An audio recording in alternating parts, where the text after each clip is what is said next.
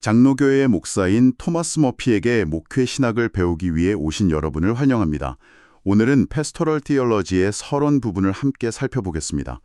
네, 1877년에 출간된 토마스 머피 목사의 책 목회 신학, 목사의 다양한 직무, 이게 제목인데요. 서문과 목차를 통해서 저자가 왜 이 책을 썼고 또 무엇을 다루려고 했는지 오늘 좀 집중적으로 파헤쳐 보겠습니다. 혹시 여러분께서 목회 현장이나 교회의 역할에 관심이 있으시다면 이게 140여 년 전이거든요. 그때 한 목회자의 고민과 통찰이 오늘 우리에게 어떤 의미를 던져주는지 같이 발견해보는 시간이 되면 좋겠습니다. 그렇습니다. 이 책은 그냥 이론만 파고드는 그런 탐구가 아니고요. 19세기 후반이라는 그 시대적 배경 속에서 목회자들이 실제 현장에서 부딪히는 여러 도전들 있지 않습니까? 거기에 대한 아주 실질적인 지침을 제공하려는 목적이 강했어요. 머피 목사 본인의 오랜 목회 경험, 그리고 깊은 성찰이 잘 녹아있죠. 사실 서문하고 목차만 훑어봐도요, 그가 목회의 여러 면들을 얼마나 진지하게 고민했는지 금방 알 수 있습니다. 자, 그럼 먼저 그 시점, 1877년, 여기에 좀 주목을 해보죠. 왜 하필 그 시점에 새로운 목회 신학책이 필요하다고 느꼈을까요? 머피 목사가 직접 서문에서 그 이유를 밝히고 있는데요. 당시 교회 사역 방식에 정말 많은 변화가 있었다. 그리고 사역 범위 자체가 크게 확장되었다. 이렇게 지적을 해요. 특히 이전 세대의 목회 신학 책들이 쓰여질 때는 거의 없었거나 아니면 중요하게 다루지 않았던 새로운 사역 분야들이 막 떠올랐다는 거죠. 구체적으로 어떤 예를 들고 있었나요? 당시의 새로운 사역이라면? 네, 대표적으로 그 주일학교 사역이 크게 확산된 점을 들고요. 또 국내외 선교를 포함해서 그리스도의 왕국 건설, 이걸 위한 대규모 자선 활동 같은 거요. 그리고 복음 전파를 위한 여러 새로운 기관들도 막 생겨났다고 합니다. 이런 것들은 과거의 목회 지침서에서는 거의 찾아보기 어려웠던 당시로서는 아주 새롭고 중요한 현상들이었기 때문에 여기에 맞는 좀 업데이트된 안내서가 필요했다, 이렇게 본 겁니다. 네, 시대 변화에 발맞춰서 목회적으로 대응해야 한다, 이런 인식이었군요. 자, 그렇다면 저자인 토마스 머피는 어떤 배경과 자질을 가졌기에 이런 방대한 작업을 할 수 있었을까요? 그가 서문에서 밝힌 자신의 자격이라고 할 만한 부분들이 참 흥미롭습니다. 그냥 학문적인 권위만 내세우는 게 아니더라고요. 가장 먼저 내세우는 게 25년이 넘는 목회 경험입니다. 근데 이게 그냥 오래 목회했다, 이게 아니고요. 성장하는 큰 교회, 그것도 도시와 농촌 배경의 교인들이 막 섞여 있는 그런 다양한 환경에서 목회하면서 얻은 실질적인 지혜를 강조합니다. 노예 활동을 통해서 더 넓은 교회의 문제들까지 다루면서 이론이 아니라 정말 현장에서 직접 부딪히면서 배웠다는 거죠. 이게 이 책의 실용적인 성격의 바탕이 됩니다. 경험만큼 중요한 스승은 없다. 이런 말이 떠오르네요. 현장 경험 말고 또 어떤 점을 강조했나요? 두 번째는요, 목회 신학 자체에 대한 오랜 개인적인 연구와 성찰입니다. 자신의 목회 현장에서 직접 관찰하고 또 실험해본 것들뿐만 아니라 성공적으로 사역하는 동료 목회자들과 교류하면서 배우고 또 오랫동안 목회직과 관련된 지혜들을 수집하고 정리해왔다고 밝힙니다. 끊임없이 배우려는 자세가 엿보이죠. 그리고 세 번째로 그의 스승이었던 아치볼드 알렉산더 박사의 영향을 언급합니다. 신학교 시절에 저명할 알렉산더 박사에게 목회자의 성품, 직무, 책임 이런 것들에 대해 직접 배우고 토론할 기회가 있었다고 해요. 그때 필기해둔 방대한 노트를 이 책의 기초로 삼았다고 합니다. 여기서 중요한 점은 그냥 스승의 말을 그대로 인용하는 게 아니라 그 정신과 내용을 자신의 경험이나 관찰과 잘 융합시켜서 녹여냈다는 점이에요. 위대한 스승의 가르침을 자기 것으로 잘 소화해서 적용했다, 이런 거군요. 네, 그리고 마지막으로 이게 참 인상적인 부분인데 자신의 실패와 실수 그리고 부족함에서도 배우라고 노력했다는 점을 아주 솔직하게 고백합니다. 내가 완벽해서 이 책을 쓰는 게 아니다. 오히려 나의 부족함과 실패 경험조차도 다른 이들, 특히 이제 막 사역을 시작하는 젊은 목회자들에게는 타산적이 될 수 있지 않겠느냐, 이런 생각으로 집필에 임했다는 거예요. 이런 솔직함이 오히려 이 책의 진정성과 신뢰도를 높여주는 것 같습니다. 정말 그러네요. 자, 종합해보면요. 머피 목사의 목표는 처음부터 아주 명확했고 또 실용적이었습니다. 당시에도 분명 있었을 법한 그런 교리 논쟁이나 교회 정치에 대한 복잡한 이론, 이런 걸 펼치려는 게 아니었어요. 서문에서 명백히 밝히고 있듯이 그의 유일한 목표는 목회자의 다양한 임무를 가능한 한 충실하게 제시하는 것, 그리고 그 임무들을 가장 성공적으로 수행하는 데 실질적인 도움이 될 만한 제안들을 제공하는 것, 바로 그거였습니다. 무엇을 해야 하는가, 이걸 넘어서 어떻게 하면 잘할 수 있는가, 여기에 초점을 맞춘 거죠. 특히 그 젊은 목회자들을 많이 염두에 두는 것 같아요. 이제 막 사역의 길에 들어선 후배들에게 경험 많은 선배가 정말 실용적인 조언을 건네는 듯한 그런 느낌이 강합니다. 내가 직접 해보니까 이런 점들이 중요하더라. 그리고 이런 방법들이 도움이 되더라 하는 식으로요. 맞아요. 그리고 비록 자신이 장로교 목사이지만 이 책에서 다루는 목회자의 의무나 조언, 그 대부분은 다른 교단의 목회자들에게도 동일하게 적용될 수 있을 것이다, 이렇게 믿었어요. 특정 교파의 틀을 넘어서는 좀 더 보편적인 목회 원리를 제시하고자 하는 의도가 엿보입니다. 자, 그럼 그 실용적인 목표를 위해서 머피가 다룬 내용이 구체적으로 어떤 것들인지 목차를 통해서 한번 전체적인 그림을 그려보죠. 이게 정말 방대해서 뭐랄까 목회 백과사전 같다는 느낌까지 주는데요. 이걸 뭐 하나하나 다 나열하기보다는 몇 가지 핵심 영역으로 묶어서 살펴보는 게 좋겠습니다. 네, 그게 좋겠네요. 너무 세세하게 들어가면 오히려 길을 잃기 쉬우니까요. 어떤 큰 주제들이 있을까요? 첫째로는 목회자 개인의 삶과 준비에 관한 영역입니다.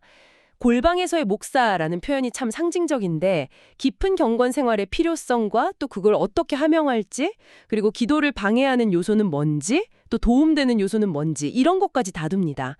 또한 서재에서의 연구, 체계적인 시간 관리, 성경 원어 연구의 중요성, 여기서 히브리어나 헬라어를 언급합니다. 설교 준비, 독서 같은 지적인 준비도 굉장히 강조해요. 그 사역의 기초가 되는 내면과 지성을 함께 다루는 거죠. 아, 목회자의 영성과 지성이 결코 분리될 수 없다. 이런 관점이군요. 그렇죠. 그리고 두 번째 영역은 공개적인 사역, 특히 강단 사역입니다. 설교의 중요성, 내용은 당연히 하나님의 말씀, 그리고 그리스도 중심이어야 한다고 강조하고요. 방식에 있어서는 열정, 온유함, 공감 이런 걸 이야기합니다. 회심을 목표로 하는 설교, 효과적인 공중기도 인도법, 심지어는 원고를 읽는 설교가 좋은가, 즉흥 설교가 좋은가 같은 아주 실제적인 고민까지 다루고 있어요. 설교에 대한 고민은 정말 예나 지금이나 목회자들에게 큰 과제일 텐데 그런 구체적인 부분까지 다루는군요. 네, 세 번째는 성도들과의 개인적인 관계 및 돌봄입니다. 우리가 흔히 신방이라고 부르는 거죠. 일반적인 방문뿐 아니라 병든 자, 슬픔에 잠긴 자, 노인 등 좀 특별한 상황에 있는 이들을 어떻게 돌볼 것인가, 또 영적으로 각성한 이들을 어떻게 지도할 것인가, 성례는 어떻게 집례하고 장례는 어떻게 치를 것인가, 신앙 서적을 배포하는 건 왜 중요한가 등등 매우 구체적인 지침들을 제공합니다. 성도 한 사람 한 사람과의 관계 맺기를 굉장히 강조하는 거죠. 목회자가 성도들의 삶 속에 정말 깊이 들어가야 한다, 이런 의미로 들리네요. 네 번째는 교회 공동체 전체를 이끌고 조직하는 역할입니다. 교회 안에 다양한 활동이 왜 필요한지, 모든 성도의 참여를 어떻게 독려할지, 사역 계획은 어떻게 수립할지, 장로들과는 어떻게 협력할지 등을 다룹니다. 여기서 당회, 그러니까 개별 교회를 이끄는 장로들의 모임이죠. 그 당회를 어떻게 운영할지에 대한 조언도 나오고요. 또 여성들의 역할, 예를 들어 여성 기도회나 목회자 보조, 방문 사역, 구제 활동을 하는 도르가회 같은 것들을 구체적으로 언급합니다. 그리고 교회의 새로운 이들을 어떻게 환대할지, 기도회는 어떻게 활성화할지, 선교 사업은 어떻게 추진할지, 심지어 당시 사회운동이었던 금주운동 같은 자발적 단체와의 관계 설정은 어떻게 할지 이런 것까지 다뤄요. 도르가회나 금주운동 같은 단어에서 시대적 배경이 확 느껴지네요.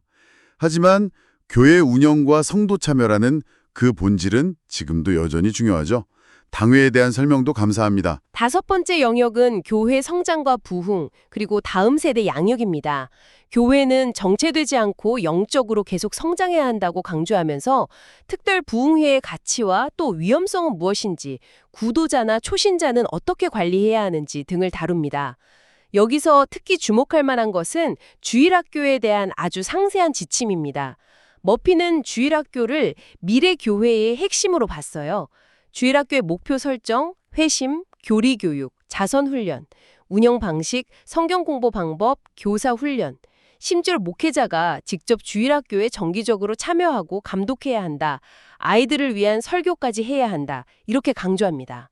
요리문답, 즉 문답 형식의 교리 교육의 중요성도 언급하고요. 와, 주일학교에 대한 강조가 정말 대단하네요.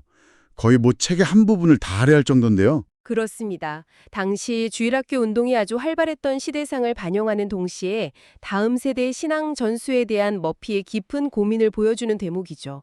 마지막으로 더 넓은 교회와의 관계 영역입니다. 장로교 목사로서 노회나 총회 같은 상회에서의 역할과 책임을 다루고요. 다른 교단과의 우호적인 관계 설정, 강단 교류, 심지어 개종 권유는 언제 정당한가 이런 민감할 수 있는 문제까지 다룹니다. 교회가 그냥 개별 공동체로만 존재하는 게 아니라 더 큰 연합체 속에서 기능해야 한다는 걸 보여주는 거죠. 와, 정말 목회자의 삶과 사역의 거의 모든 면을 다루고 있네요. 개인의 경건 생활에서부터 시작해서 교회 행정, 사회적 이슈, 다른 교단과의 관계까지 그 방대함 자체가 주는 메시지가 있는 것 같습니다. 목회라는 게 정말 총체적인 소명이다. 이런 거 말이죠. 정확합니다. 이 목차의 방대함이 주는 핵심적인 통찰은 바로 그거라고 생각해요. 머피는 목회를 그냥 단편적인 기술 몇 개를 합쳐놓은 게 아니라 목회자의 전 인격과 삶 전체가 관여되는 아주 유기적이고 통합적인 과정으로 봤다는 점입니다. 개인의 기도 생활이 교회 재정 문제 해결과 전혀 무관하지 않고 설교 준비가 주일학교 운영과 동떨어져 있지 않다는 그런 전체론적인 시각을 제시하는 거죠. 이게 140여 년 전의 책임에도 불구하고 이런 근본적인 통찰은 오늘날에도 여전히 유효해 보입니다. 물론 뭐 금주운동 같은 구체적인 내용은 시대적인 맥락에서 이해해야겠지만 목회자의 경건, 말씀 연구와 설교, 성도 돌봄, 다음 세대 양육, 교회의 조직적인 사역 같은 본질적인 부분들은 정말 시간을 초월하는 과제들이죠. 맞습니다. 그리고 또 하나 주목할 점은 머피가 이게 정답이다 하고 강요하지 않는다는 점이에요. 예를 들어서 기도회 인도 방식이나 새신자 관리 방법, 헌금 계획 등에 대해서 여러 가지 선택지나 방안을 제시하면서 각 목회자가 자신의 상황과 은사에 맞게 한번 실험해보고 적용해볼 것을 권장합니다. 뭐랄까 일종의 목회 실험실을 위한 아이디어를 제공하는 셈이죠. 획일적인 매뉴얼이 아니라 생각할 거리를 던져주면서 목회자 스스로 답을 찾아가도록 돕는 그런 방식입니다. 이 목록들을 보시면서 여러분 각자의 상황에서는 어떤 부분이 특히 중요하게 다가오시나요? 네, 정말 각자 처한 현실에 따라서 와닿는 부분이 다를 것 같습니다. 좋은 질문이네요. 오늘 우리는 토마스 머피의 목회 신학, 서론과 목차를 통해서 19세기 후반 변화하는 시대 속에서 한 목회자가 제시하고자 했던 목회자의 역할과 임무에 대한 청사진을 좀 엿보았습니다. 그의 핵심 메시지는 목회란 깊은 개인적인 경건과 폭넓은 지식, 또 실질적인 기술, 그리고 경험을 통한 끊임없는 배움, 이 모든 것이 요구되는 지극히 중요하고 또 포괄적인 소명이라는 것입니다. 이론과 실천, 내면과 외면, 개인과 공동체를 아우르는 그런 균형 잡힌 시각이 참 돋보입니다. 머피 목상은 1877년 당시 교회가 직면했던 변화와 확장에 발맞춰서 그 시대에 필요한 목회 지침을 제공하고자 이 책을 썼습니다. 자, 그렇다면 2025년을 살아가는 우리는 지금 어떤 변화의 한가운데 서 있을까요? 그 변화는 기술 환경, 세속화의 심화, 다음 세대의 신앙적인 고민들, 사회적인 신뢰의 위기 등등 여러 가지를 떠올릴 수 있을 겁니다. 이런 시대에 우리에게 필요한 목회 신학은 과연 어떤 모습이어야 할까요? 머피가 그의 시대적 질문에 응답하려고 노력했듯이 오늘 우리의 질문에 답하는 지혜는 또 어떤 형태가 될 수 있을지 함께 고민해보면 좋겠습니다. 이 질문을 여러분께 남겨드리면서 오늘 탐구는 여기서 마무리하겠습니다. 다음 시간에 더 흥미로운 내용으로 찾아뵙겠습니다.